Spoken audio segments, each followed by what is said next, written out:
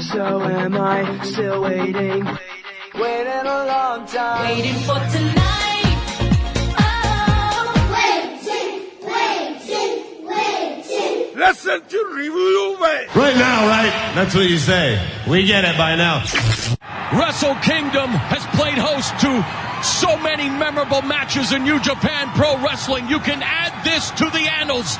An instant classic unfolding here for the IWGP Intercontinental title, setting him up for the elevated sit-out powerbomb, but Nakamura holding on. Headbutts. A series of headbutts by the Intercontinental Champion into the mount. And back elbows to the back of the neck of Ibushi. Oh, just brutalizing him. Throw out the rule book. Throw out the respect. This is for championship pride. Nakamura up to that second rope. Ibushi staggering. He doesn't know where he is. He's in trouble. Bomaye to the back of the head by Nakamura. Ibushi is smiling. What the? Oh, knee on knee. Fireman's carry. Oh, beautiful. Landslide by Nakamura. Bomaye by the champion. Incredible action. Back press. Hooks the inside leg. He does it. Shinsuke Nakamura, in what was one of the biggest fights of his life, withstands the challenge of Kota Ibushi and defends the title for the second time in this, his fourth reign as IWGP Intercontinental Champion. What a match! Mamma mia!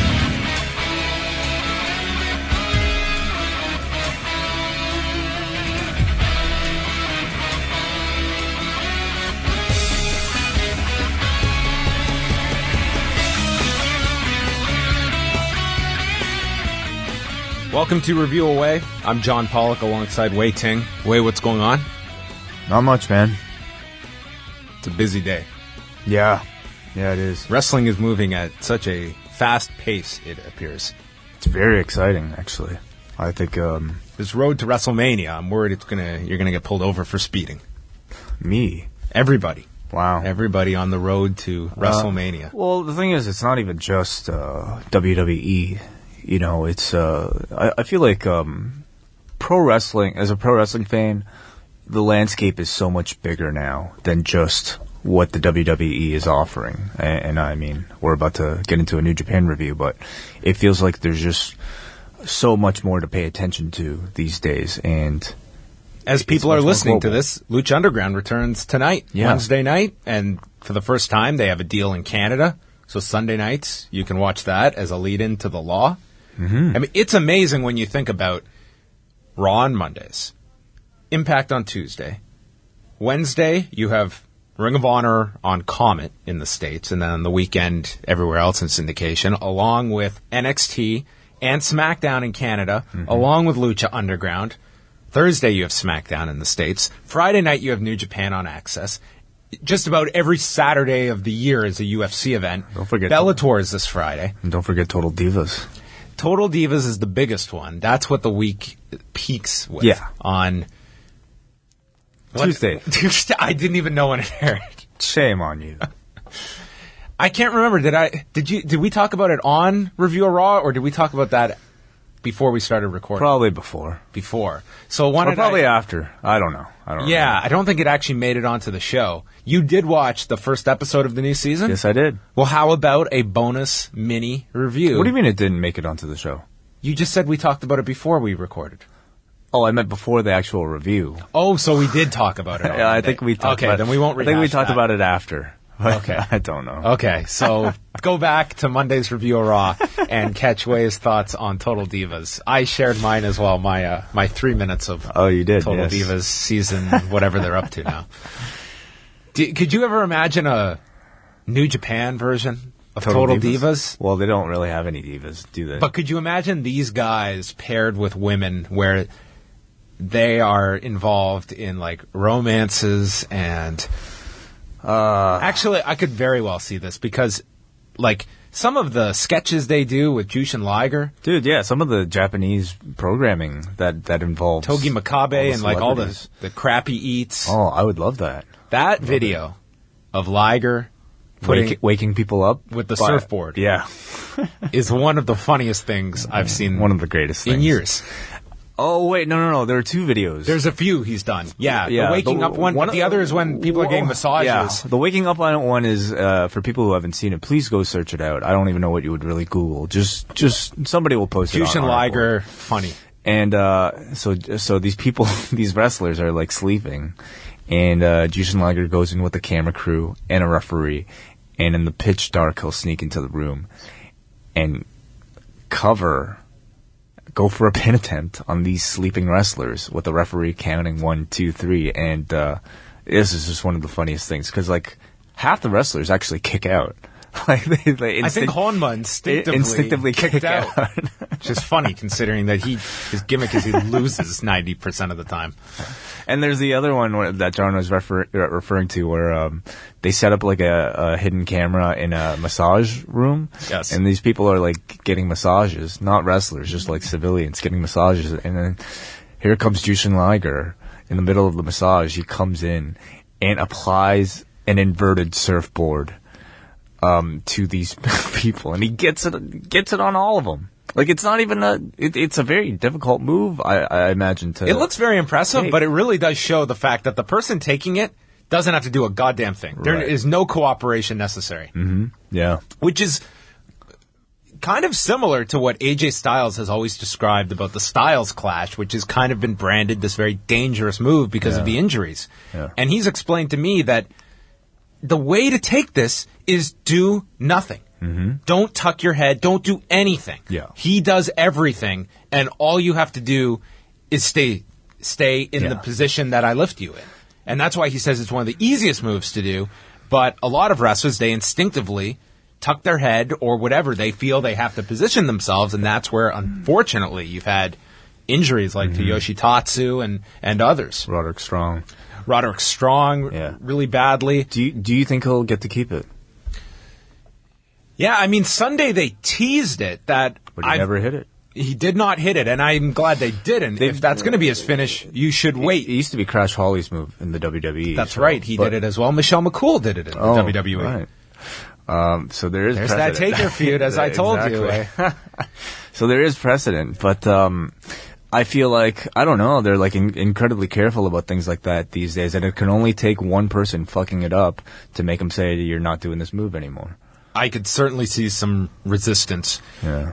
Another thing is that in the WWE, granted, you do have a very athletic roster, but they always tell you when you come up with a finish, think of something that you can hit on anybody. Yep. So one of the problems CM Punk had with that GTS was that there are certain people that you can't give that to, and he had to work in, of course, he had the Anaconda Vice, and you have a series of finishes, which is another good idea to have, but you don't want to just be relying on one move that only a segment of the roster can take. I mean, Braun Strowman is not taking the Styles Clash. Kane is probably not taking the Styles Clash. Probably not, no. I mean, when you think about it, a vast majority I could see not taking that move. So you want to give them something else as well. And this is a company that ruled out the curb stomp. So they're going to have their worries, especially if they see a highlight video of someone taking it incorrectly. Even if he's hit it 97% of the time of his career without any problems, those 3% speak very loud when you see it messed up and you get really nervous. The good thing about, somebody like AJ Styles, though, is that I don't really have any doubt that he'll find, even if he doesn't have the Styles Clash, he'll find something probably just as cool to use. And at that point, maybe you can even use the Styles Clash as sort of, the way the Tombstone is regarded now as like this finisher you only pull out at WrestleMania or big shows like that. What if he uses the springboard forearm and he calls it Total Impact? Interesting. I don't know. Did you hear a fan on Twitter tweeted Eden Styles and asked her how she feels that her brother debuted in the Rumble? And she replied that a number of months ago when Dusty passed away, she requested a name change and was denied. Saying, maybe I will get my name change.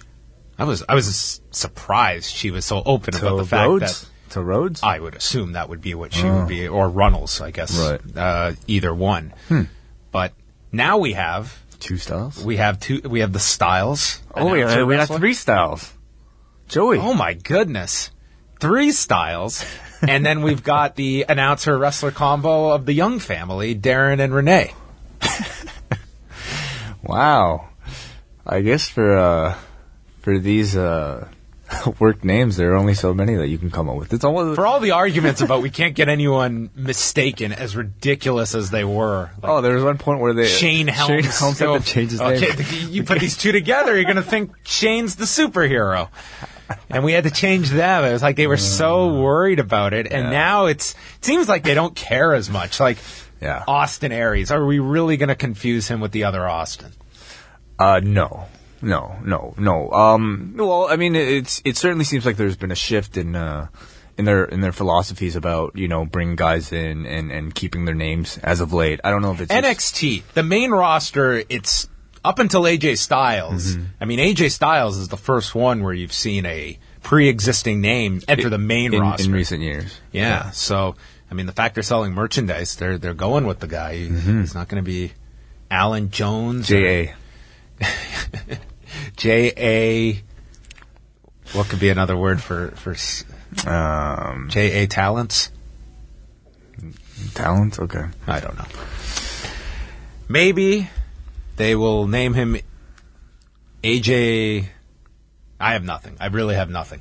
I'm trying to make a tough segue over to New Japan Pro Wrestling. We picked this way, knowing that a number of these performers on these episodes would probably be on everyone's radar coming up. And here we have AJ Styles, who will be in the first match we review. These matches we're reviewing today took place on the October 16th, 23rd, and 30th episodes of New Japan Pro Wrestling on Access TV, all from Wrestle Kingdom 9 from a year ago at the Tokyo Dome. Lots to discuss. I had never seen these with the Access commentators. Obviously, we had seen the Jim Ross, Matt Stryker called matches of these ones. I remember watching that show with Jim Ross and Matt Stryker originally at Wrestle Kingdom 9, but I really have no recollection of these matches. So maybe, I don't know, maybe it's been, I shouldn't have even told too long. you they were Wrestle Kingdom. Maybe you would have thought you were watching them for the first time. It really felt that way. I'm even trying to remember now if I did watch it. But these matches felt brand new to me, so I had a great time watching. Up first was Tetsuya Naito, under his old persona, which, I mean, it's completely different now since he's turned heel, which he did in 2015, taking on AJ Styles. This was a rematch from the prior summer's G1 where Naito had won. And right off the bat, Mauro Ranallo, the king of context, noting that Elvis recorded his first demo on January the 4th, 1954. And this is the date of New Japan's annual Tokyo Dome event. Sure. Why not? January 4th. Yeah. Also the date that Bill Goldberg was arrested on Nitro, and we got the one-finger finish with Kevin Nash and Hulk Hogan. Another milestone for wrestling stadium shows in January. That was not on the 4th. No. We've done a couple reviews now of Mauro Ranallo and Josh Burnett's commentary on these New Japan on Access shows, and it was nice to visit here. Pretty much the last set, or closer to the final set of shows, right? Yeah, Mauro and Josh, they have voice shows through the end of February, and then March 4th is when Jim Ross will be joining. And so it's nice to see, to kind of, we caught up with these two when they kind of started the whole project, and it's nice to see them now, maybe a couple of years into it, and hearing how well they've started to gel and the flow that they've kind of gotten into and the commentary team. Yeah, because the last ones we reviewed were some of the first ones that they had done. And Barnett was noting the low point that New Japan was at a decade before, and here they are in 2015, 36,000 people in attendance, which was a legit number at the Tokyo Dome.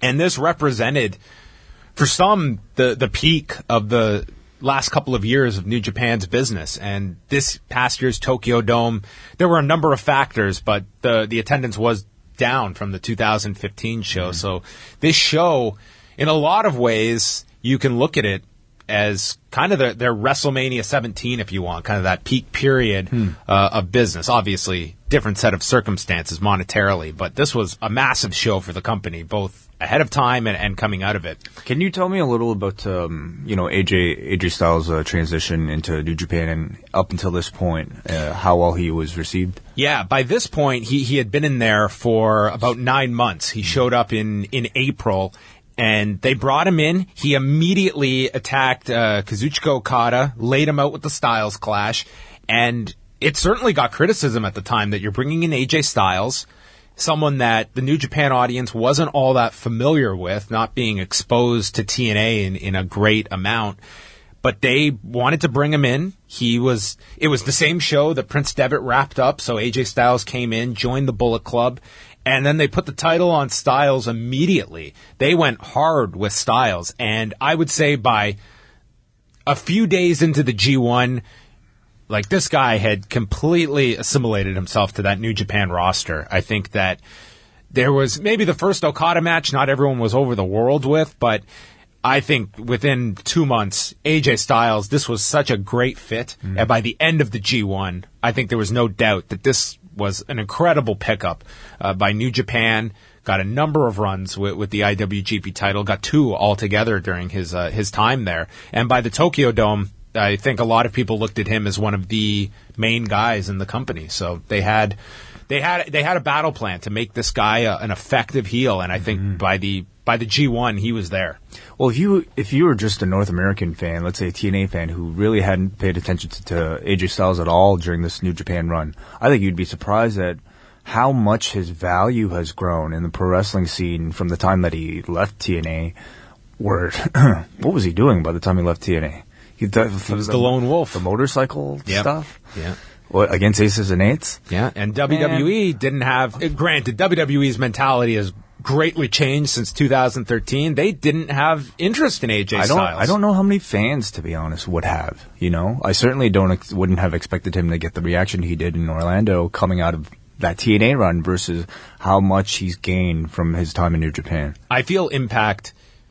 They can take a lot of great performers, and you don't truly see the best of them because of whether it's short television matches, infrequent pay-per-views. I mean, AJ Styles was always a great performer, but I think sometimes TNA could really affect people's perception, and it's been seen when AJ Styles and TNA's live event business, and then AJ leaves, and he becomes a big commodity on the independent scene and helps Ring of Honor in their live event business. And New Japan gives them a big assist. So why is this talent doing better outside of TNA than within TNA? I think that comes down to a lot of how TNA is perceived and their ability to create stars. The booking is a big thing, and they've had certain instances, an EC3 who's certainly benefited from TNA, but then you have extremes on the other side where go through the Rolodex of names that have been through TNA that haven't been able to make an appreciable difference. It could just simply be, as well, just a poor fit in terms of the style, no pun intended, the style of product. And certainly somebody with the abilities of AJ Styles seems like a perfect fit for that Japanese wrestling style. And another thing they did was make the Styles Clash the most devastating finish in New Japan. No one kicked out of it. There were some unfortunate circumstances we went over that made this a legitimate... And they used it to their advantage. They did. I mean, the Yoshitatsu injury was awful. Yeah. And unfortunately, people viewed this move as this is a dangerous move that anytime you're watching it, you don't know what could happen here. And they did play off that. Unfortunately or fortunately? Yeah, I mean, there's the one hand that... it's pro wrestling. There's a way that this business is capitalizing off of something that's an unfortunate set of circumstances for a performer. But by this point at the Tokyo Dome, and it was outlined very well in the commentary, the Styles Clash and just how devastating a finish this is. That's something that I think they did tremendously well with AJ. So we had the rematch here at the Tokyo Dome from the G1. And Styles goes for the Clash immediately, and it gets blocked. And you can hear the crowd, like they react to that as it's such a big move. It's so over with the audience.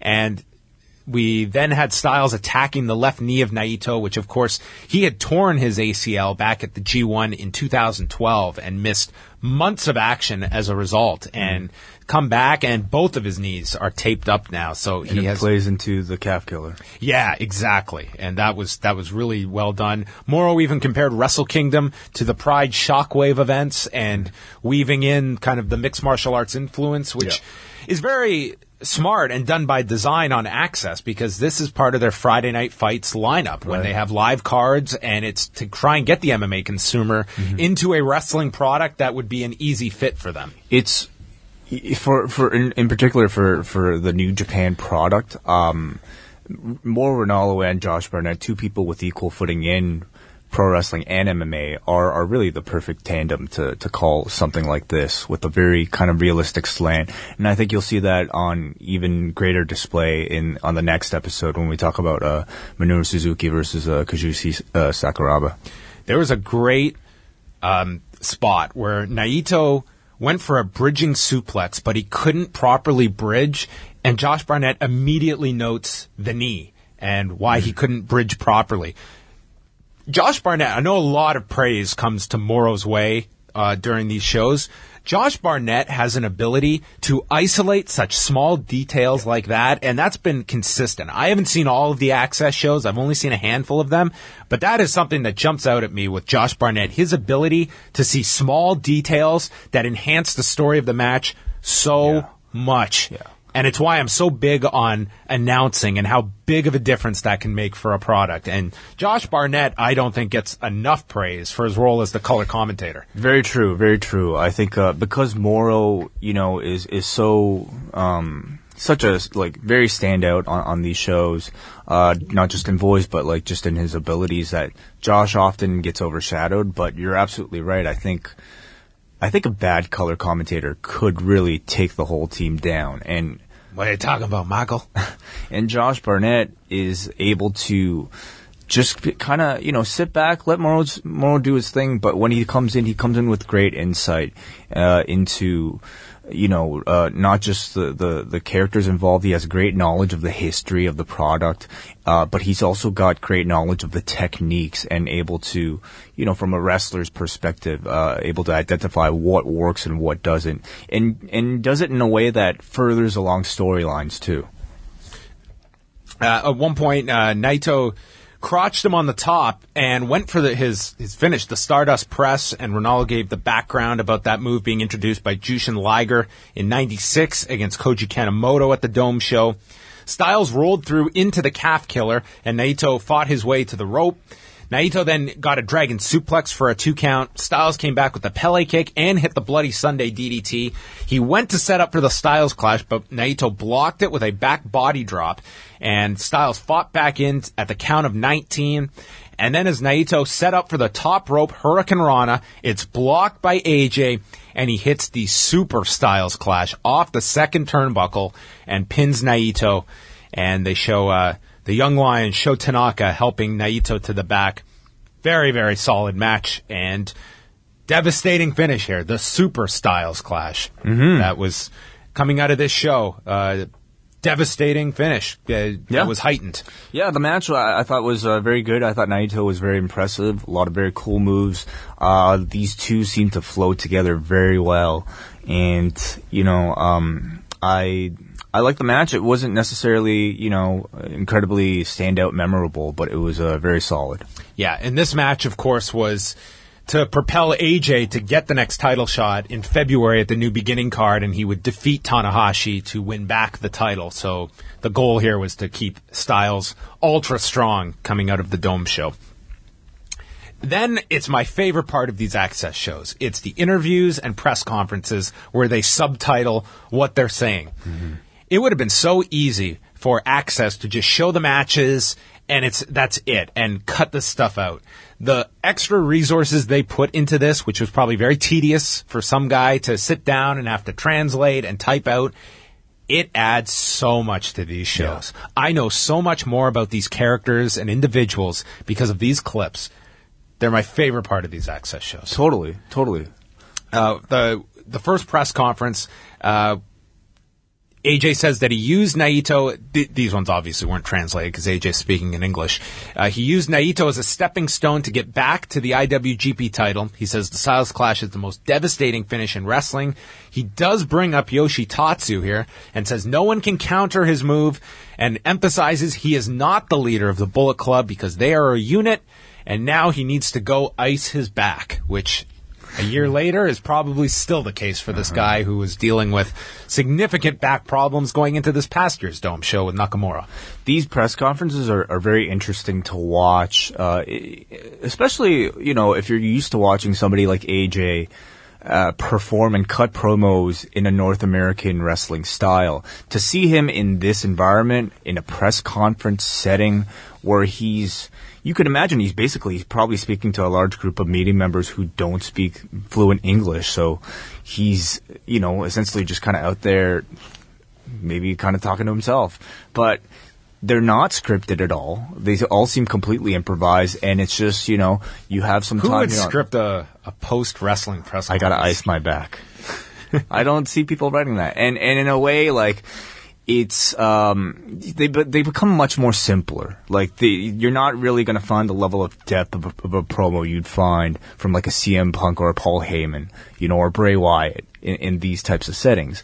They're much simpler and they're just different, and you get to see these performers kind of exercise a different muscle in trying to talk to these audiences. Yeah, for those that had the network right at the beginning when the WWE tried these and failed miserably at doing these press conferences, they didn't last very long, and they were so painfully bad because it was just awkward questions with equally awkward answers from performers that I don't think they even knew what the company wanted out of these. Right. And there's a delicate way to do these where you're not just exposing everything as a work, but still talking within the context to an audience that knows what this is. And this is a perfect example of it.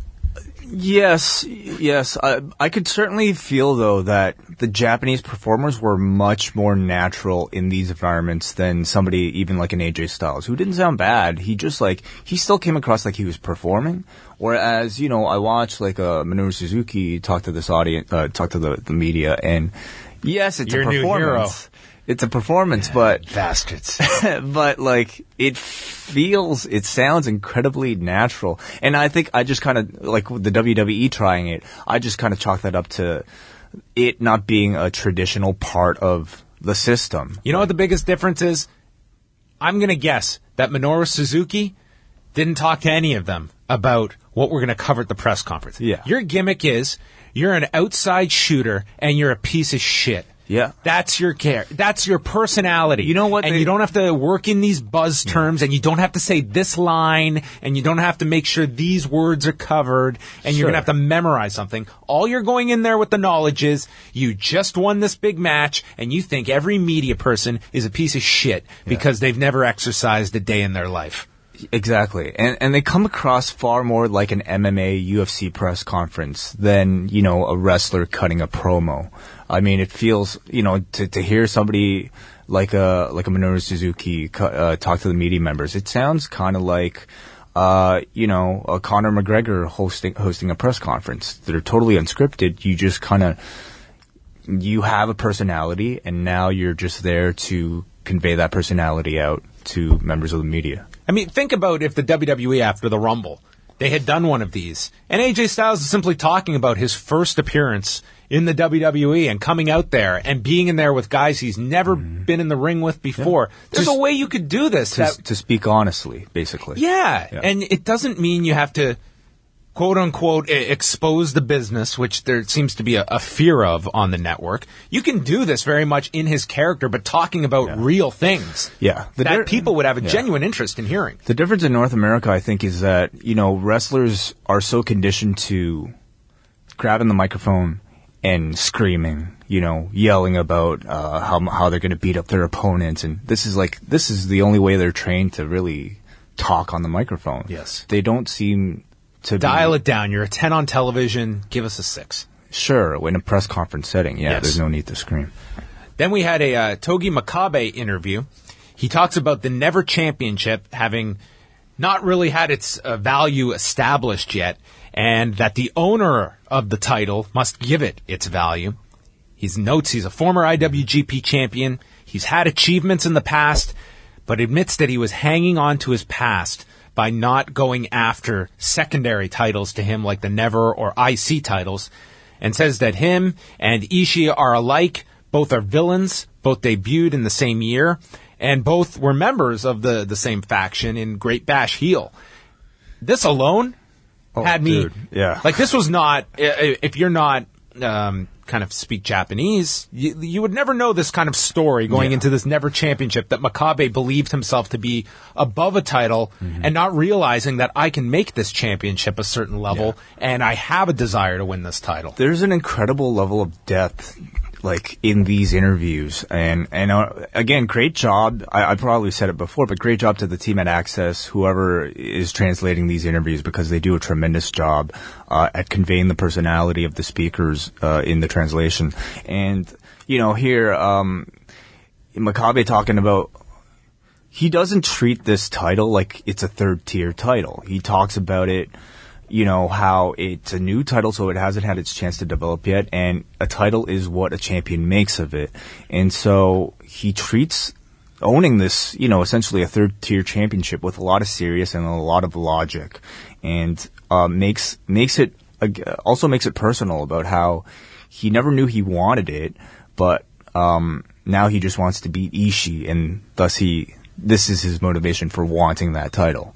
Yeah, and some background on the Great Bash Heel group. It was started by Tenzan back in 2006, and two of its first members were Makabe and Shiro Koshinaka, and they ended up those two had a big feud with Ishii and Toru Yano, who later would join the group, and then there was a big angle where Ishii left the group, abandoning Makabe, and that's when Nakamura and Ishii, they all went to Chaos. So there was a big backstory involving Makabe and Ishii. Ishii had his left shoulder all taped up. This was from the G1 the prior summer during a match with Davey Boy Smith Jr. And this guy worked on this injured shoulder throughout the rest of 2014 and going into 2015. They started off quick with these big strikes being thrown back and forth.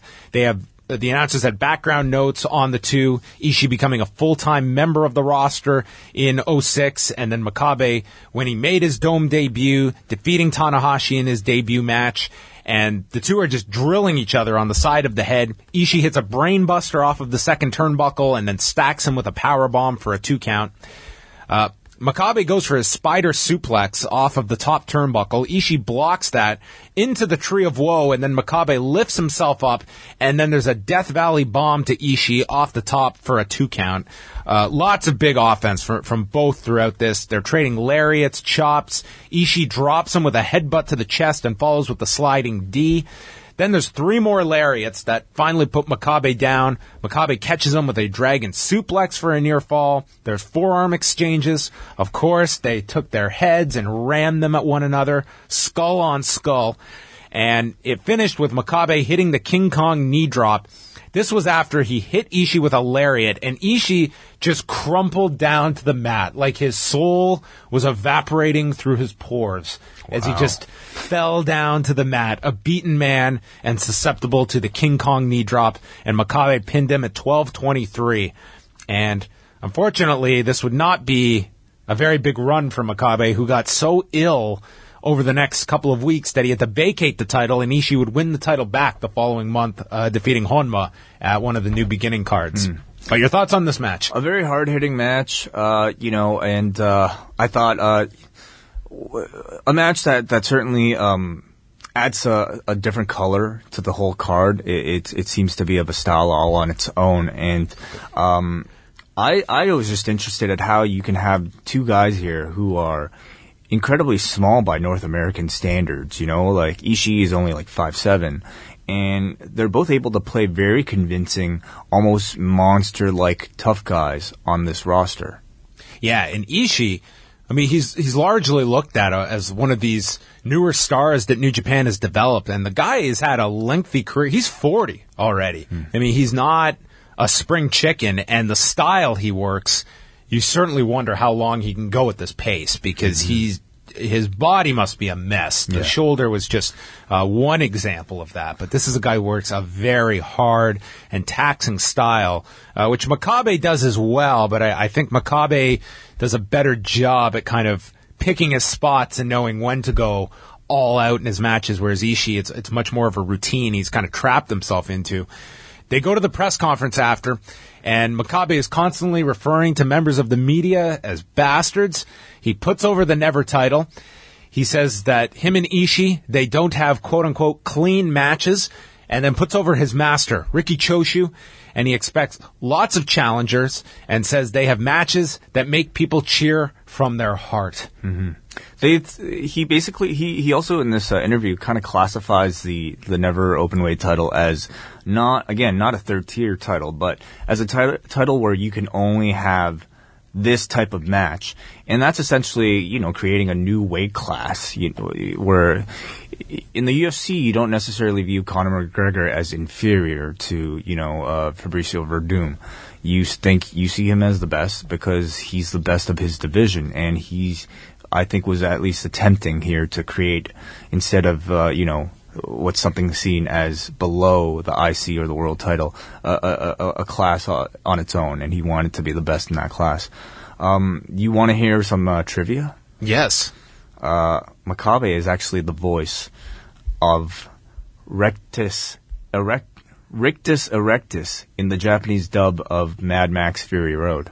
Oh, wow, really? Yeah. I didn't know that. And he's a pretty well-known figure in New Japan. Like, outside the wrestling world, I mean, he gets on a lot of shows, does a lot of just wacky skits on television. He's known for just having this sweet tooth, so he'll eat all this stuff, and he's very popular beyond just the New Japan audience. Did you watch Mad Max? No. Okay. Well, you should. I really want to see it. I want to see the Japanese version. But Rictus Erectus is actually another wrestling tie-in played by Nathan Jones in the movie. Oh, boy. So he's the voice of Nathan Jones. There's a future program one day that Yeah. I hope to never see. So that ended the October 16th episode, and now we go to October the 23rd, continuing on the Wrestle Kingdom 9 front. And Katsuyori Shibata starts off saying that we are going to be watching matches today from January the 4th. That I almost have to imagine these intros were specifically shot for Access. Well, here's the thing, because like back when we used to do Noah on the Fight Network, we would basically receive these tapes that were packaged already for like an hour. And they didn't feature interviews like this, but I imagine there's just something about Japanese video production that feels very Japanese. And Yes. what I mean by that is like sort of the cheesy looking 3D graphics, the music that you just it doesn't fit at all with any of the other Access productions that I've seen. So I'm led to believe that these shows are basically kind of arrived packaged By TV Asahi. Yes, and I think it was probably just the Access's job to translate and to provide commentary over top of them. So we're going to start things off with a 6-man tag with Jeff Jarrett, Bad Luck Fale, and Yujiro, accompanied by Karen Jarrett, Scott D'Amore, and Yujiro's lady, against Hiroyoshi Tenzan, Satoshi Kojima, and Tomoaki Honma. I would say of all the Bullet Club members, Jeff Jarrett received the most scrutiny, that this was the most awkward fit of someone in the Bullet Club, which they did on the final day of the G1 at the Seibu Dome, where he appeared with Karen Jarrett and joined the Bullet Club along with Scott D'Amore. And this was after Jarrett did a very nice babyface promo, endearing himself to the Japanese audience, and then turned to join the Bullet Club. And this one felt like this man just does not fit in the Bullet Club. Yeah, sort of a Virgiling of like an NWO situation. Yes. So we got this 6-person tag. Karen was shoving Honma right as the match began. Kojima hit his series of lightning chops to Yujiro and then called for the top rope elbow drop, but gets stopped with a Fale avalanche. And Ronaldo is listing all of Jarrett's accomplishments, and it ends with Josh just saying he doesn't care and he hopes that Jarrett gets his wig split. Josh was very anti-Bullet Club on this broadcast. It's pretty amazing that Jarrett, when you really consider it, is still wrestling, and still, the guy debuted in 1986, and I remember seeing him him in Memphis, you know, like when we did some Memphis reviews, he was there, and here he is in 2015 in a very prominent role in one of the hottest companies in the world. So it's really amazing how the longevity that this guy's had, especially when you consider how for the last 15 years he was iced out of WWE, and he's, you know, continued his career. Barnett also not a fan of the pretty awful temp tattoos of the Bullet Club that they were wearing. Yeah. That, those did not take off. You don't think those are badass? Like, I don't know. You don't think if they sold those at, like, you know, they should have brought an ROH show? You don't think the they would? People would absolutely. Dude, wear at some of these ROH like Global War shows, they couldn't have brought enough merch. Like, seriously, they couldn't have brought enough merch from Japan. They would have sold everything. Honma he comes in, he misses his headbutt off the ropes, and then Honma blocks the Miami Shine of Yujiro and hits a flying headbutt in the middle of the ring. Jarrett comes in, Honma stops him from using the guitar, and then Yujiro attacks Honma from behind, and then is holding Honma as Jarrett winds up the guitar. Honma moves, and Jarrett hits Yujiro in the head with the guitar, and then Kojima and Tenzan double-team Yujiro. Honma hits the Kokeshi headbutt off of the top, and Honma gets the pin, 5.5 minutes, as Moro proclaims that Charlie Brown finally hits the football. And man, Josh loved that reference. Yeah, I guess this Kokeshi spot is a headbutt that he just always misses. Is that the idea? Yes. Because Moro called this like it was a WrestleMania moment. Yeah, well, he barely wins. This was kind of his win coming his way. But the call was like, it was very tongue-in-cheek and as a result very funny because here, you know, I can only assume this was just kind of a throwaway undercard match. And then Honma hits this headbutt and Moro calls it as if it was the main event finish, you know, of the show. It was very funny. Then we go to Minoru Suzuki and Kazushi Sakuraba in a UWF rules match. You had two excellent people to call this match. Dude, I gotta say, like, the first 3 minutes of this segment were probably some of my favorite parts of the show, and the match didn't even begin yet. I'm talking about the entrances and the expert job Moro and Josh did here in setting up the story on commentary. And I think of all the matches that we called tonight, or that we watched, I feel like Moro was probably the most excited to call this one because this was him being able to fully demonstrate his knowledge base for both MMA and pro wrestling. And I thought he was just great here. Yeah, this was just a great setup here. You had two individuals who were part of the UWF organization in the 80s. Then they would splinter off, and you had Minoru Suzuki aligned with Pancrase, and then Sakuraba with UWFI. You also had the students of Karl Gotch and Billy Robinson, and of course Josh Barnett, also a pupil of Billy Robinson's, that it was just so great. Yeah. And comparing, which they brought up in the commentary, the differences of BJJ and catch wrestling, one being the gentle art, Josh says, the other is the violent art. The commentary on this show it was almost like a history lesson in audio form about, you know, the history of shoot wrestling in Japan and to another extent the history of catch wrestling. And like you said, there are no two better English wrestling commentators out there that I would rather hear this match called by than these two. Suzuki comes out and he's all in white. His hair is dyed. He went Super Saiyan. Yeah. And Barnett brings up the fact that he wore all white when he became the King of Pancrase. And there's just some great grappling to start this with. This was supposed to be under UWFI rules. Yeah, this was UWF rules match. So no pinfalls, no count out. You can only win by knockout, TKO, or you give up. And they started with grappling. Sakuraba teased going for a stomp, which Suzuki avoided. And then there was a rolling heel hook into the ropes, and Suzuki is slapping him from the apron, and Sakuraba responds as they're on the aisleway and applies a Kimura, which became the focus of the entire match. And this was where Moro identified it as the Kimura and then said to the catch audience, it is the double wrist lock. And this is where they went over again the similarities and differences between both. It's such nerdy shit that, like, you and I, probably love. I don't expect this conversation to take place on SmackDown, but like for the audience. Oh my!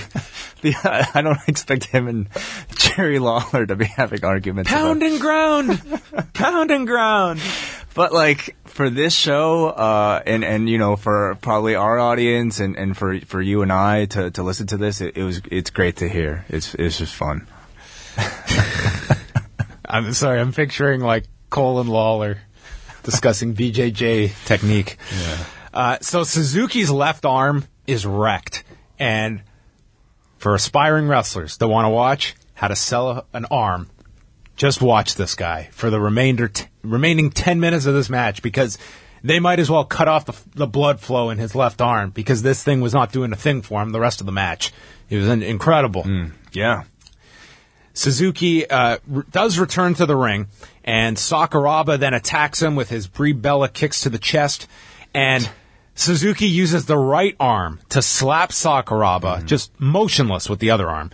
Sakuraba rolls for the armbar. Suzuki defends, and Suzuki makes it to the rope. Sakuraba is hitting him with kicks. Suzuki slaps him back repeatedly, drops him with the slaps, and then hits a running boot and applies a choke, throws Sakuraba over and into the Saka Atoshi, and the referee calls for the bell, and it is over, with Minoru Suzuki winning with one arm, and Ronaldo tells the story that Suzuki wins with a submission with his one good arm, and it's immediately iced afterwards, and Suzuki raises Sakuraba's arm after the match. Yeah, the finish came a little out of nowhere, and you could tell the announcers probably didn't really expect it, because you didn't get the usual build up to the climax in Moro's commentary here. I thought the match was okay. Wasn't really that incredible. But I thought the story of it was. I thought it was great to listen to, and the commentary made this feel like it was a WrestleMania level dream match for an MMA pro wrestling historical perspective. So I recommend people, probably if you saw this on the original broadcast, you should go out of your way to watch this again on the Access version. The best part was the next night at the New Year Dash show at Corkin Hall. Suzuki walks out just right back in black, hair's dyed back, everything. Yeah. It's like it didn't even happen. One night only. Yes. Yeah. So Suzuki is at the press conference, and man, was this guy awesome. He questions a reporter for his question about why he wore white. He states he had been waiting for Sakuraba to show up on his stage, and he doesn't like the way that he is being asked a question, refers to the bastards of the media. He says he doesn't look down on Sakuraba. Then a reporter asks him a question and states he is asking kindly what he said to Sakuraba after the match. And Suzuki replies, not so kindly, "I'm not telling you, bastard," and tells the reporter to get in the ring, and he'll find out what he said to him. He couldn't have been more of a dick to these reporters. And again, he doesn't really deliver it with, like, the kind of the... He's disgusted by these people. Well, he doesn't really deliver it with the flair and, like, the over enthusiasm that you might expect a heel to kind of deliver those same lines in North America. Instead, it's much more subdued. It's much more, it's kind of like much less enthusiastic, and as a result, far more believable. It's not. It doesn't feel like he's performing. It just feels like these words are coming out of his mouth. Yeah. So there are a few men that are more fun to watch, just their character, than Minoru Suzuki.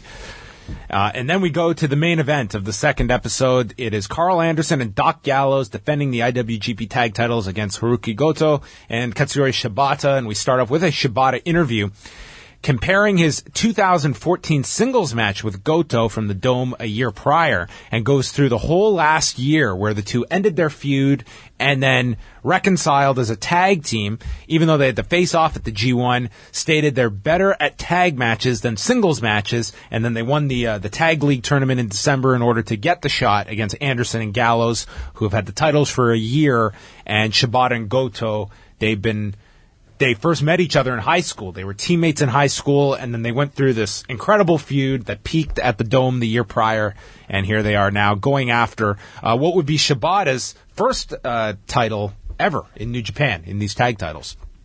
So Shibata holds Anderson on the apron, moves, and then Goto misses and knocks his partner Shibata to the floor with a lariat, and the Bullet Club get the advantage from this and start double-teaming Goto.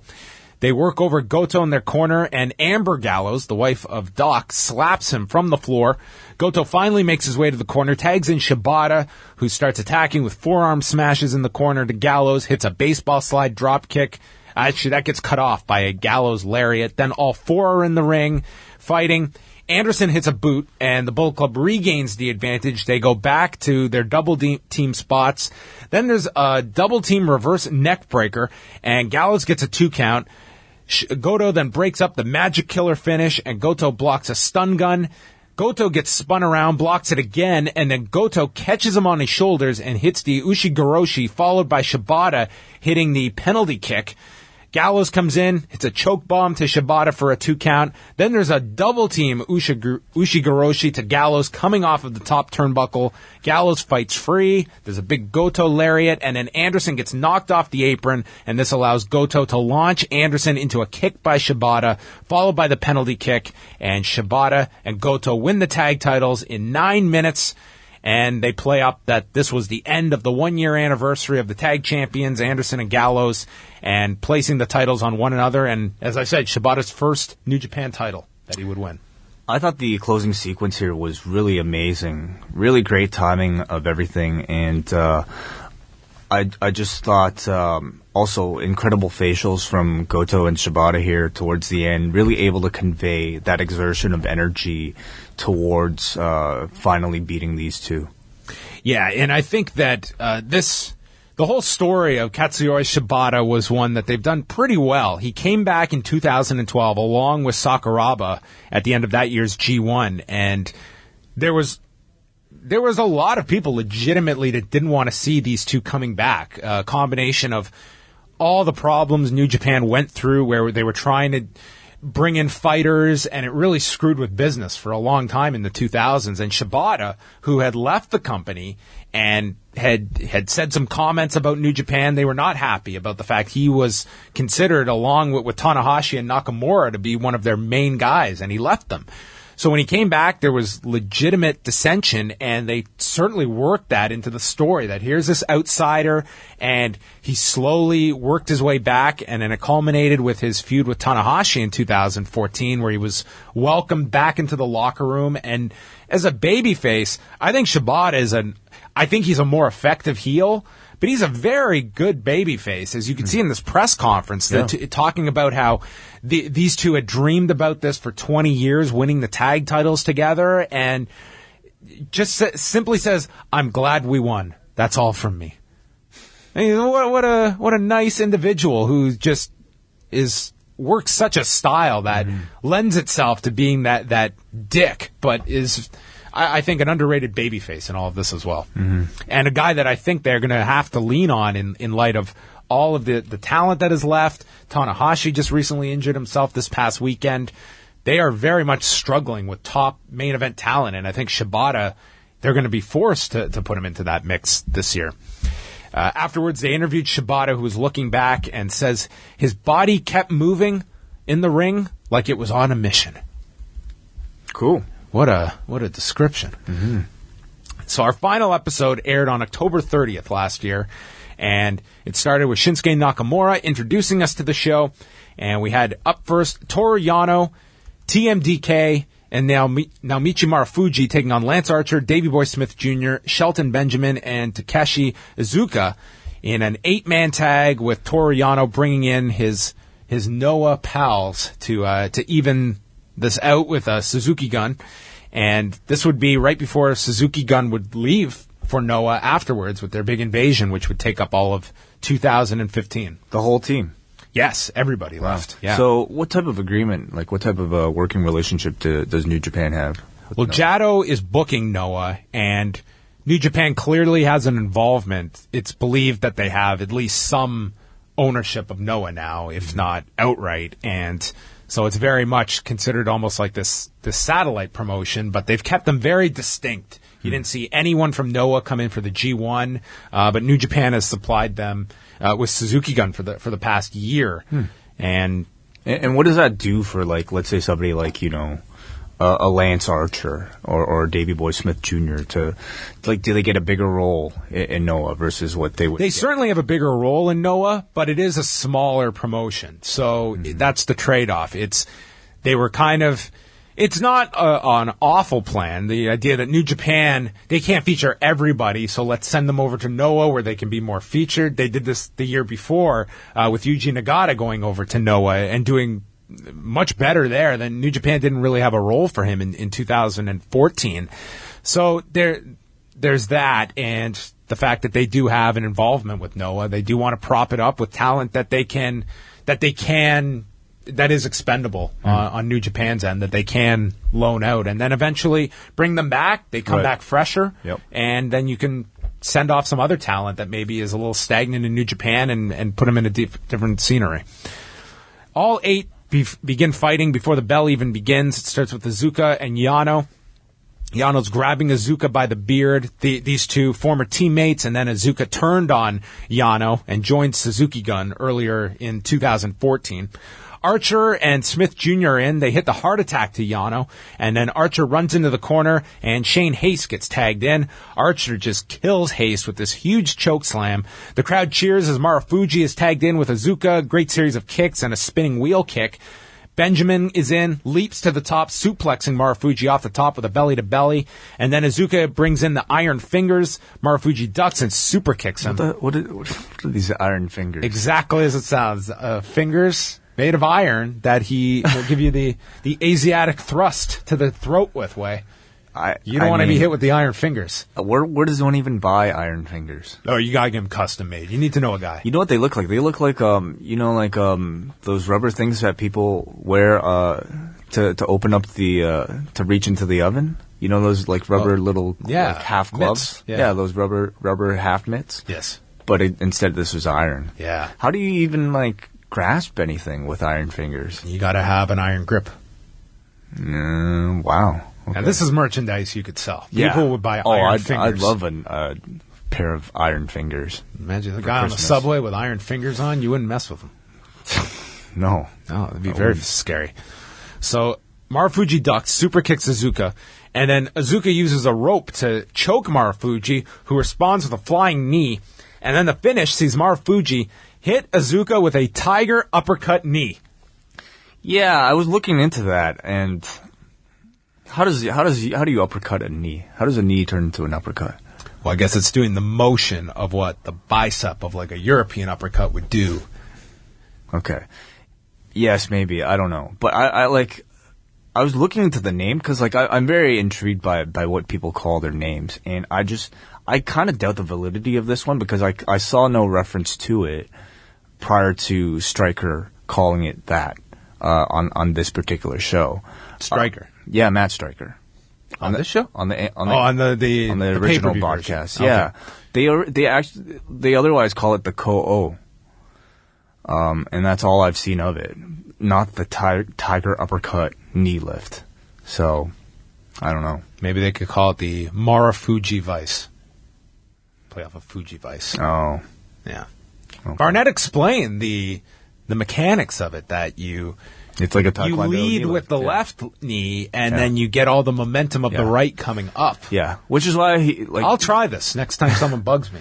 But Josh Barnett is great because even though these are they're worked moves, he's able to kind of shape the logic inside them to add a lot of realistic. It's essentially a flying knee, but it is hitting you under the chin. Mm-hmm. Nonetheless, looks good. It looks great. And the baby faces get the win, and Toru Yano poses with his DVD with his teammates, who we would not see after this show in New Japan. So that was that. Shane Haste, Mikey Nichols, very good tag team. They were hit with some injuries this year, but they're very good. The mighty don't kneel. No, they don't. Have you ever seen? No. I think it's a great name. Yep. The mighty don't kneel. That was going to be the fifth Mighty Ducks movie, the slogan. The mighty don't kneel? Yes. Interesting. Lance Archer throws a fit at the presser. This is where we talk about dialing it down a little. He was a 20 at this press conference, cutting an American parody promo almost. Yeah. He's very angry. I thought he did a very convincing job, though. Like, and I'm not saying one is necessarily better than the other, but I am saying that there's more than one style of pro wrestling promo, and we certainly saw a sort of a distinction between the Americans and the Japanese here in the way they spoke. He yelled one threat, and he left this pause, and he ended it with the most ridiculous word he could possibly think of. He yelled, "Anyone that steps in my way from now on dies." Like, okay, check please. I'm out. You lost me. Yeah, but think about it. Like, he's cutting this for a Japanese audience, and to a Japanese audiences, they probably react more strongly to a word like "die" than they would, something else. That gets the ooze. Yeah. Smith then said they'll give TMDK a free trip to the hospital, and. Say what you will about the promos. If you only recall Harry Smith from when he was at WWE and Lance Hoyt in TNA and his brief WWE run, these two have improved so significantly while they've been over in Japan. Yeah. Both are just... And Archer, I give a lot of credit to because he was just... I mean, TNA, he didn't do anything that really wowed you. These two are just so much better in New Japan and Noah. Yeah, I definitely got that sense from seeing David Boy Smith here, or Davey Boy Smith. David Boy Smith sounds so much better. David Boy Smith. He sounded really good. I'll never call him Davey ever again. David is that's way better. David Boy Smith. He sounded very good, very comfortable, and I really I wonder if the lack of pressure of not having so first of all scripted promos, secondly not even necessarily having an audience that will fully scrutinize every word that you're about to say, by in a Japanese audience. I'm sure that helps these guys kind of relax and be able to experiment more with their voice and in the end be able to improve at a better rate. And then Haston Nichols came and simply said, they're glad that they made them mad. They are the better team. Calm, cool, they totally just talk like regular dudes. And the mighty don't care. It's strange because here I am thinking, wow, when Japanese guys talk like normal people, they sound so cool. But then I hear English speakers talk, and I'm used to thinking, these guys don't have the charisma or of somebody that should be cutting promos. So I don't know. I'm still trying to think about it, and I'd love to know how a Japanese audience might watch guys like this and think. Then we had Nakamura interviewed. He expected an opponent worthy of facing the IC champion at the Tokyo Dome, and instead, this Joker showed up. And they replayed the angle where Nakamura had won his match, and Ibushi ran into the ring from behind and German suplexed Nakamura, making the physical challenge, and then did his catchphrase, mocking Nakamura. This is a rematch from August of 2013 in the G1, which Nakamura won, and says he had a lot of expectations ahead of this match.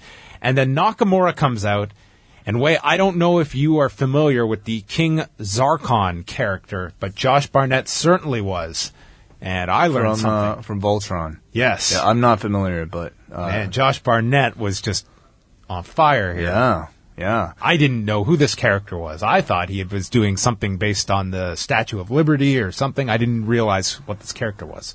I didn't really know either. Voltron's kind of before my time, but I imagine a huge influence to a previous generation, and especially in Japan. Moro didn't know what this was. I mean, Josh Barnett was in a league of his own. I don't know if Voltron ever aired in Canada. I'm not sure.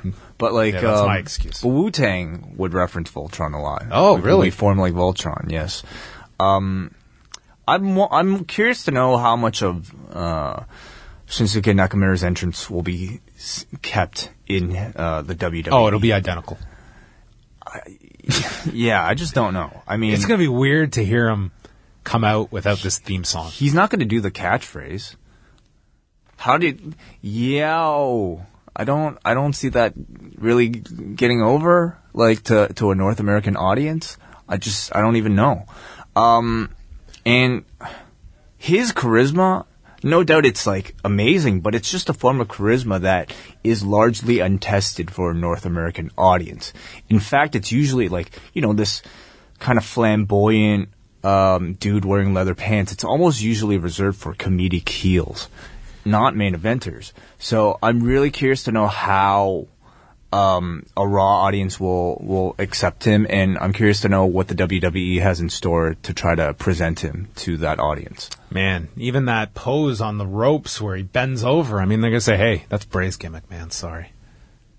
The pose on the ropes? Where he grabs the top rope and he just bends backwards. Oh, yeah, I don't know, man. I don't know. What an interesting development it's going to be watching him in WWE. It's going to be, I think it's going to be one of the most fascinating individuals they've ever signed in terms of how he adapts to the WWE and how much pushback he gets, because this is someone that I feel if he's left to his devices, I have no doubt this guy can get over. I think he has personality that transcends language. Yeah. I think he has more charisma than just about anyone on the roster. But how much of that is going to be harnessed? Yeah. I don't know. Look at someone like Asuka in NXT. But again, that's NXT. It's totally different. I have no doubt Nakamura can get over. He'll be already huge in NXT without changing a thing, but the main roster is something different. Like, imagine trying to... Like, how does Vince McMahon look at this guy? What do you think Vince thinks watching a show like this? I can't even fathom Vince McMahon watching this. No. I can't even imagine Vince McMahon, like, logging into the WWE Network on his computer. Like, I don't believe that would be a seamless process. I'm just like proposing. Let's say, I don't doubt that Hunter probably saw this or has seen this guy and probably liked him a lot. Imagine Hunter going up to Vince and Steph and being like, guys, like, I got this great tape. There's this great new guy in Japan, Shinsuke Nakamura. You should watch him. How do you think that would go at the McMahon household? Where's the rest of them? This guy's got to get on some of that sushi or whatever the fuck they eat. That's probably where it would go. Yeah. And then that'd be about it. I would love to be there. I would love to see Vince McMahon's first uninterrupted thought about Shinsuke. You want me to pay how much for this guy? Nakamura. I want Nakalesa.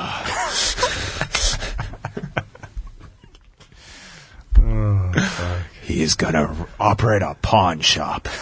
We're gonna put him with jewelry, with a big gold vest. What? I'm trying to think of the front. They need to come up with an occupation. How's this man gonna support himself living in America? Be a king. He's gonna be a legit king. Yeah, king of Japan. Who knows? Who knows? Shinsuke Nakamura and Kota Ibushi. We have done a tremendous start of setting this matchup. I mean, honestly, you watch these two-way, and I was to tell you that WWE a year from now is going to sign one of these. I would say Ibushi 100%. Really? I don't know. I don't know about either. I just feel with the logistics of a Nakamura and how I just always assumed this guy would be locked to New Japan for his entire life. I look at Kota Ibushi, who I think he has a look that's much more easily adaptable to the WWE's looks. I mean, the guy's a good-looking individual. Well, I'll say he looks more generic and therefore more moldable to the WWE style. Whereas Nakamura is just so unique, and that's what makes him stand out. But at the same time, it makes him such a tough, in my opinion, like, it's so hard for me to envision him on Raw. This match was my match of the year for 2015. So going into this, I was very curious to see, how I view this now a year later, and The commentary was, I was just very curious to watch a different commentary team. Very intrigued to watch this. It started off with this stalemate at the beginning, and Nakamura offers his hand to Ibushi and then knees him in the gut and hits him with an axe kick. And Nakamura essentially just outsmarting Ibushi at the beginning. And then Ibushi mocks Nakamura with his vibration kick in the corner, and then Nakamura reverses and does it himself. And Ibushi gets dropped on the apron, and Nakamura knees him in the back of the head and then applies a cravat. This is where Josh Barnett discussed his match with Yuji Nagata in the main event of the 2003 Tokyo Dome. And Nakamura is then taunting Ibushi with slaps. Ibushi comes back with his own. And it's very much the established star against the kid on the rise, and both just trying to kind of establish their space throughout this. Oh, God, we almost got through the whole damn show. You just ruined it. We got to start this whole thing over. So sorry. Ibushi hits a springboard missile dropkick into the ring, follows with a series of kicks and a standing shooting star for a 2 count, then a springboard into a boot from Nakamura, and both are down. I thought whenever they had to work in commercials, they paced it very well. It never felt like it was this, you killed the momentum. Yeah. And again, I'm not sure if it was TV Asahi who determined that or if it was the people at Access, but great production all around. Nakamura connects with knees to the head of Ibushi. Then, a few minutes later, Nakamura is seated on the top, and Ibushi hits a springboard Hurricane Rana off the top for a 2 count that could not have looked more smooth, the way he hit that. Ibushi hit a Snapdragon suplex, a standing corkscrew moonsault, hit the last ride sit-out powerbomb, and Moro's just emphasizing how can Nakamura keep kicking out of all of this. Ibushi then goes to the top, misses with the Phoenix Splash, which is one of his finishes, and this is when Nakamura hits the first Bumaye to the back of the head, which he had already hit earlier with the knee on the apron spot. And then Ibushi absorbs a barrage of kicks, comes back with a series of palm strikes to the face, and Nakamura then shoves the referee at Ibushi, slaps him in the face, and Ibushi misses another palm strike, and Nakamura applies a flying armbar, and Ibushi defends by stacking him and stomping his way out. Ibushi then hits a reverse suplex, does the Nakamura pose in the corner, and hits a Bomaye, and Nakamura kicks out at 1. I thought that was awesome, where he gets hit with his own finish and he kicked out at 1. Match really picked up here as we went into some of the key spots of the match. Nakamura was stomping Ibushi in the face. Nakamura sets up for the Bomaye, and Ibushi comes and hits a vertical leap and into a double foot stomp as Nakamura is setting up for the Bomaye, which was excellent. And then Ibushi hits a power German from the outside of the apron over the top into the ring for another near fall. Moro's losing his mind here. It was crazy. Nakamura then hits him with headbutts and elbows to the head.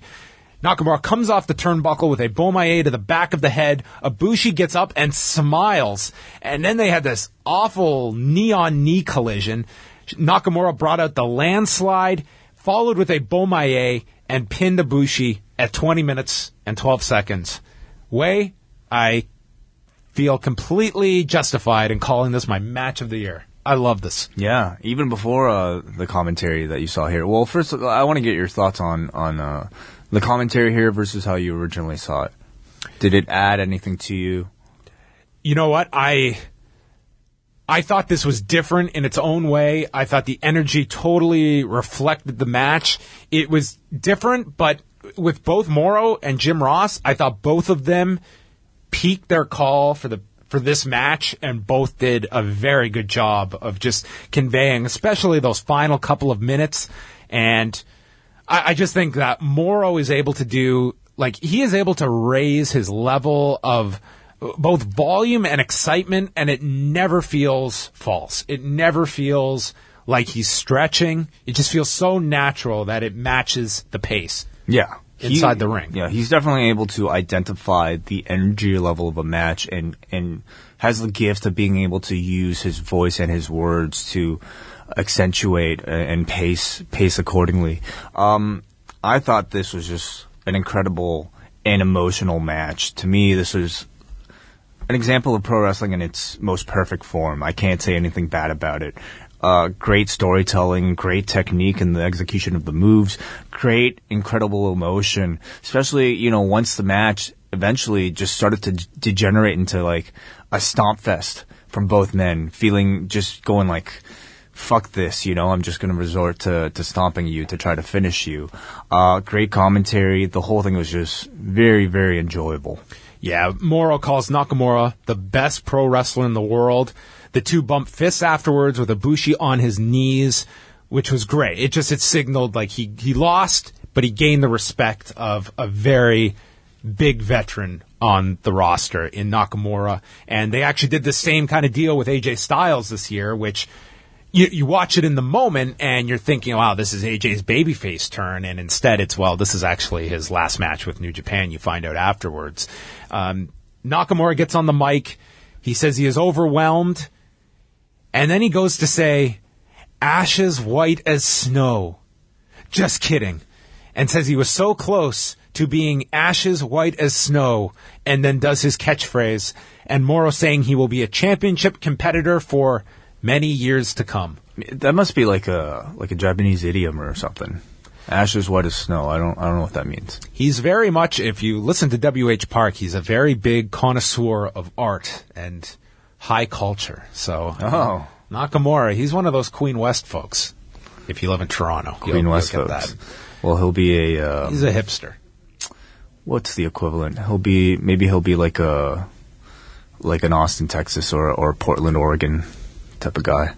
Now, sure, be moving to the U.S. Maybe him and Daniel Bryan. Maybe Daniel Bryan will be his manager. Oh, they'll be best friends. Are you kidding me? Oh my God, I can see those two hanging out.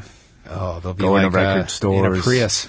Yeah, Eden. Actually, but he smokes. I don't know. Oh boy, I don't know if Daniel Bryan's into that. Yeah, man, that could be a deal breaker for those two. But Nakamura here calls it the perfect match. Says he went very deep here. He said, he said it went beyond wrestling and that he felt connected on his thoughts on wrestling and MMA with Ibushi. I had a divine connection with him, and it was like brothers fighting. And it's like that. That's like. I feel like there's probably some actual truth to that in how he felt, because when you're wrestling with somebody, you're creating art with that person, and I don't doubt that he probably had that type of connection in some way with his opponent here. Yeah, and it was kind of interesting, the post-fight press conference with Nakamura trying to convey this, and he literally could not describe it in words to the media. And he's explaining the fact that unless you've been in there, you probably can't process what I felt here.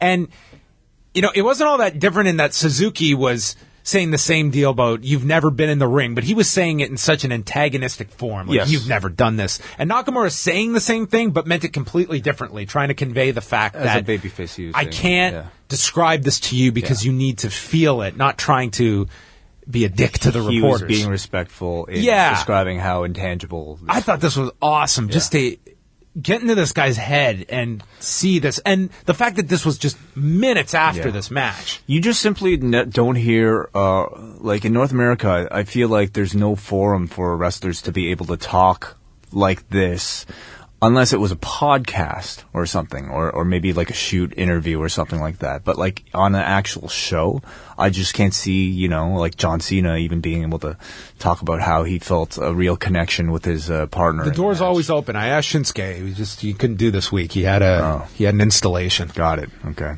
But, they must both be incredibly proud of this match. Yeah, I mean, this was an outstanding match. What was amazing was that Okada and Tanahashi had to follow this, and they had an outstanding match as well. I thought this was the better match of the two, and then it was a similar spot this past year with Tanahashi and Okada having to follow Nakamura and Styles, which I think they did. So this was an unbelievable match. Very fun to go and watch these shows, and I mean, Wrestle Kingdom 9, I feel it will honestly go down as one of the best wrestling shows in history, and you got to see a shot of a number of the key matches over the course of these 3 episodes, which I encourage you to go seek out if you have the opportunity to. Yeah. So let's go and get some feedback before we wrap up another week of Review-A-WAI up at lawradio.proboards.com, which of course is free to join. And Before we start, I want to thank all the people that joined our Royal Rumble pool. We did announce the winner on Monday night, but overwhelming. We had close to 1,200 people join the Rumble pool. It was a record turnout, so a big thank you to those that participated. And we were discussing Wai. I mean, this was something we mentioned on the podcast, but I wouldn't even say we really hit people over the head about this pool. I mean, it was quite the response. Yeah, I was very impressed. I didn't even think 1,200 people knew us. Well, apparently. Now. And Gaurav only entered once, by the way, so it's the best stat possible. It's a legit number. I know. I thought, okay, 600 of these are Gaurav. Yeah. Let's go to Christian Small. I don't think I have to talk about the matches on these shows, as it's Wrestle Kingdom and it always delivers. The things that caught my attention during these shows was how Togi Makabe ended every single sentence he said with, huh. It really took me out of how serious he was being. I have and will always have a soft spot for Jeff Jarrett, but seeing him with the Bullet Club really put that stable into NWO Hollywood territory. It amazed me when it was said Suzuki was the elder out of him and Sakuraba. Sakuraba looked like a broken-down old man compared to Suzuki being a complete badass. Having watched the odd New Japan show here and there over the past couple of years, Shibata has become my favorite to watch after Nakamura, and with Nakamura leaving, I hope Shibata gets a big push as he deserves an IWGP title run. My final note is that when the news of the 4 signings came out, the one that actually surprised me was Anderson and Gallows. They're a good tag team, but nothing too special. I think they'll also have to tone down their personalities a lot when they get to NXT. I've praised these shows in the past, and that praise stays the same. Moore and Barnett are a really good team. I'm very interested in how Barnett and JR will do together, and they're calling some of the best wrestling in the world. Always a joy to sit and watch these shows. I'm curious to know how JR will do, too, with Josh Barnett. It'll be probably a different dynamic. I mean, I think one of Moro's strengths is the amount of research that he puts into it, him and his team, I'm sure. And you know, I don't necessarily expect the same level of familiarity with Jim Ross that Jim Ross would have with the product, but I'm sure he'll do just as much research. But I can see Barnett taking a larger role, because there are certainly times, like on this show, where I kind of almost felt like Josh was a little overshadowed because Moro was basically kind of giving so much context that he was kind of playing the role of the color guy as well at times. But I could see Josh Barnett playing a stronger role with the team with Jim Ross. We go to Bruce from Vancouver, who says, Wrestle Kingdom 9 was the event which cemented my New Japan pro wrestling fandom, and it was a fun event to revisit these matches with different commentary. I know I'm restating the obvious, but Moro's combination of passion and knowledge really makes these matches feel immediate and dramatic, even though we're all familiar with the outcomes. This was also the card that made me a big fan of Tomohiro Ishii. I'm wondering if you guys will think he'll be moved up the card in 2016, possibly into Intercontinental feuds, given the recent New Japan departures. I think his very strong showing in the 2015 G1 showed that he's capable of putting on top-tier matches with a variety of opponents, not just fellow brawlers like Makabe. Yeah, with Ishii, I mean, his work is certainly there. They've just been very hesitant to even put him in, like, as a one-off title program. He's always kind of been outside of that mix. And as I mentioned earlier, I mean, this guy is not, he doesn't have youth on his side. His style is one that he's not going to be one of your long-term guys, I don't feel, at least working at this level. But they're in a crunch at this point. There's no doubt. We mentioned Nakamura and Styles. Kota Ibushi is out with a neck injury. There's no determined timetable when he'll be back. Tanahashi's now dealing with a dislocated shoulder. They're in an awful position, and it is going to force New Japan to move guys in, whether they're ready or not. And I think that if you look at some of the guys that New Japan has made over the last number of years, when Okada first won the title, it was right as he had come back, and people were just like, you're taking the title off Tanahashi for Okada? No one believed in Okada when that title switch happened. But by the end of the year, it was like, there was no doubt this guy was incredible. And I said with Styles as well, there was the backlash when he was pushed so hard. But sometimes the key is when the guy is it's never going to be a perfect set of circumstances when you go with a guy. Sometimes you have to do it before the public is ready, and then you're proving it on the job when you're coming to creating new stars. And it can take a giant leap from a guy who's perceived as a middle card performer, and you just are bound and determined to make them a top-level guy. That's in your booking and faith that the promotion will get behind your vision. Final one is from Chris in Ottawa. What a treat it is to revisit one of the best wrestling events in history, Wrestle Kingdom 9. Dave Meltzer gave 7 matches on the show 3 3/4 stars or better, and 5 received 4 stars or more. It wasn't the highest rated, but the Suzuki Sakuraba match was one of my favorite stories of the show, and no one could have called it better than Mauro Ranallo and Josh Barnett with their wealth of knowledge about the Japanese MMA scene. Let's not forget that Suzuki was one half of the match of the year in 2012 and 14. I hope they bring him back to New Japan with the talent exodus this month. I agree. I think Suzuki, it would be time to bring him back from Noah as well. But they did just set up a big tag pro team with him and Takeshi Sugiura. And Minoru had the best entrance of the night. I could listen to Kazi Ninare, I believe that's how you pronounce it, anytime, which is an awesome theme song, especially at the end of a podcast, as he hints. What more can be said about Ibushi and Nakamura? Maybe the only thing would be how much the post-match interviews and Nakamura reflecting on the match added to an already brilliant narrative. A question for you both. Do you think that Wrestle Kingdom 9 will be remembered as the peak of the Tanahashi-led New Japan resurrection?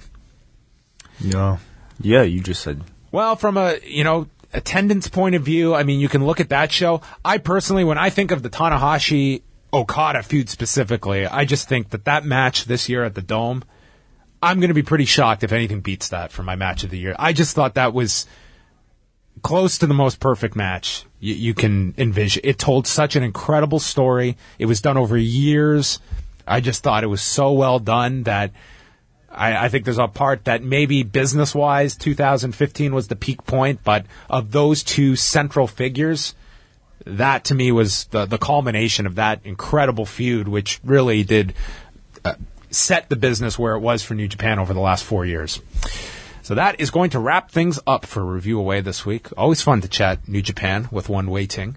But next week, we are going to chat about a documentary, which we've already announced, so it's not really a surprise. We're reviewing The Resurrection of Jake the Snake Roberts, which is available now on iTunes, and we're scheduled to be joined by Diamond Dallas Page. You'll get to hear a portion of that interview this Sunday night on The Law, and then we'll present the full thing on Review-A-WAI next Wednesday. Yeah, I'm very excited to watch that. Yes, it's gotten a lot of great reviews, so we'll be checking that out and doing an extensive review of the documentary next week here on Review-A-WAI. And feel free to send in your requests for future reviews. Up on the Law message board, there is a thread at the top of the wrestling section. Throw in your submissions, and maybe the following week we will pick a fan-voted pick for a review as we get into February. Yeah, we should start doing that. We should start maybe doing polls, and then people can actually vote. Absolutely. So throw them all out there. Okay, so that's going to wrap it up. Lawradio.proboards.com is where you can go for all of that. You can subscribe to all of our shows on iTunes. We drop Review-A-WAI every single Wednesday morning. And, of course, The Law is back Sunday night, 11 p.m. Eastern Time on TSN 1050 Toronto, 1410 Vancouver. And, of course, your home is liveaudiowrestling.com. as Minoru Suzuki and his theme music takes us out.